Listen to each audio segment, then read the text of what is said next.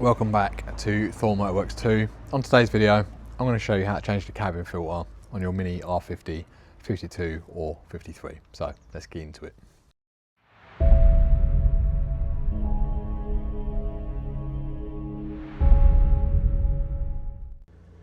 So first of all, this is the cabin filter we're using today. I'll leave a link in the description to a couple of different ones that you can pick up off Amazon if you need one. But let me show you in the car whereabouts it is. So this is a UK car. Cabin filter in this car is in the passenger side footwell. I'm guessing on US cars it will be the other way around. This just clips on, so all you need to do is a couple of tabs on the side and you just pull it down like so.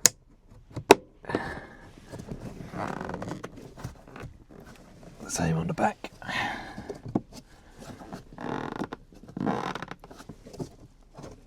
There we go. And you can see our cabin filter is hiding up there. Now, I suspect this car hasn't been replaced since new, so we push this to one side, we should be able to pull it down, and it sort of snakes up a little bit like an S. And it will just pull down like so.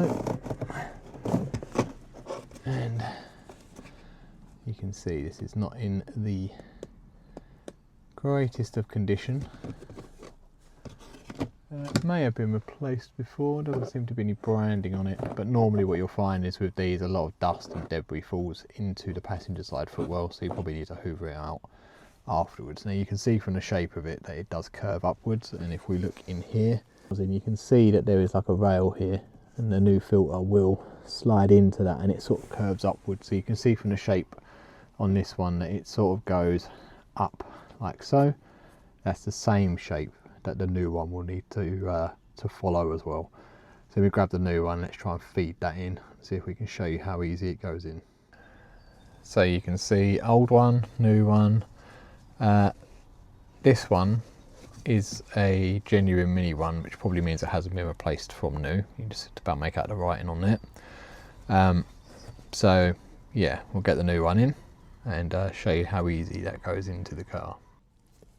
So once you've got it in on the rail, like so, it should just feed in and it should just follow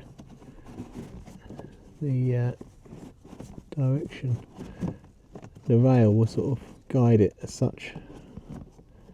Just bend them back out of there.